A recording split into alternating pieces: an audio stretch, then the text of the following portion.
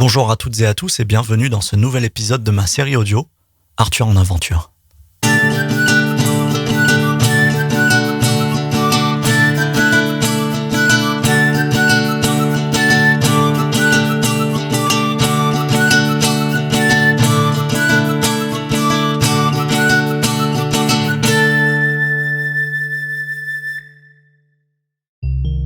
Dimanche, je suis resté chez moi pour avancer sur mes projets et regarder quelques films. Lundi, après les cours, avec Mélodie et quelques autres étudiants, nous sommes allés au McCloskey's pour prendre un verre. Nous avons ensuite été au centre-ville, au Fordham Lane, où d'autres amis nous ont rejoints.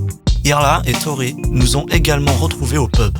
Ne les ayant pas vus depuis plusieurs semaines, j'étais heureux de les retrouver. Un peu plus tard dans la soirée, mes amis sont partis manger dans un restaurant. J'ai préféré rester avec Irla et Tori et on s'est mélangé à un groupe d'Irlandais. À la fermeture, nous sommes allés dans une rue du centre-ville, certains de trouver de la musique et de rencontrer de nouvelles personnes. Je suis rentré peu de temps après pour pouvoir prendre le dernier bus. Mardi et mercredi, je suis rentré chez moi après les cours pour organiser mon retour et avancer sur mes projets. Jeudi, après nos cours, avec mon groupe d'amis, nous sommes allés au McCloskey's pour boire quelques bières avant d'aller au centre-ville au Fordham Lane. Nous sommes restés jusqu'à la fermeture, puis nous sommes rentrés chez nous. Vendredi, c'est le dernier jour de certains de mes amis. Après les cours, nous sommes allés manger et boire au Arthur Ménise. Nous sommes ensuite allés à la résidence de l'école pour jouer aux cartes et passer un dernier moment avec les partants. Samedi, je suis resté chez moi pour me reposer et avancer sur mes projets. Je n'en ai pas encore parlé dans cette série, mais il me paraissait important de vous faire un topo sur la nourriture irlandaise.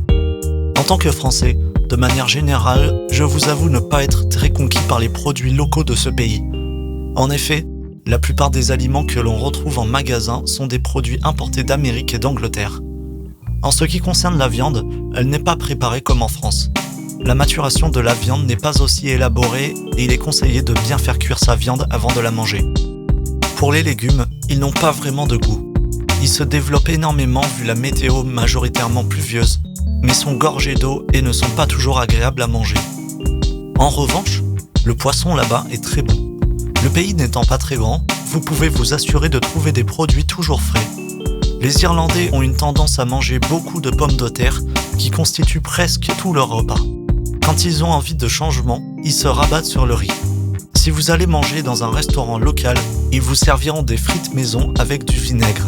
C'est un mélange assez spécial, mais je vous invite à y goûter parce que personnellement, j'étais assez surpris par ce mariage atypique qui n'est pas si mauvais.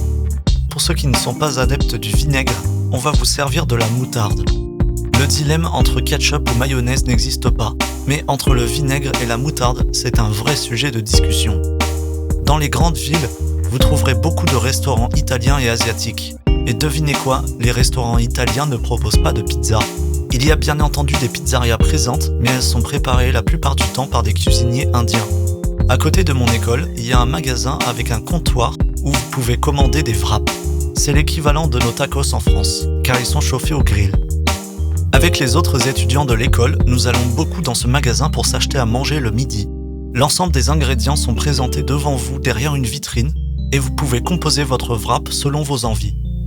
C'est un bon exercice de composer son wrap soi-même, car ça demande de connaître le nom de chaque ingrédient et leur préparation. Les employés qui nous servent ont l'habitude de devoir servir les étudiants de notre école et ils prennent le temps de comprendre ce qu'on veut et de nous aider à bien prononcer les noms des aliments ou de nous expliquer la différence des préparations. En général, dans ce pays, le coût de la nourriture est très accessible, hormis les produits spécifiques importés. Lors de notre road trip à Waterford, lorsque nous avons mangé dans le restaurant de l'hôtel étoilé, nous nous attendions à des prix assez élevés, mais au final, le repas complet, entrée, plat, dessert avec apéritif et digestif ne nous aura coûté à chacun qu'une trentaine d'euros et les quantités étaient normales.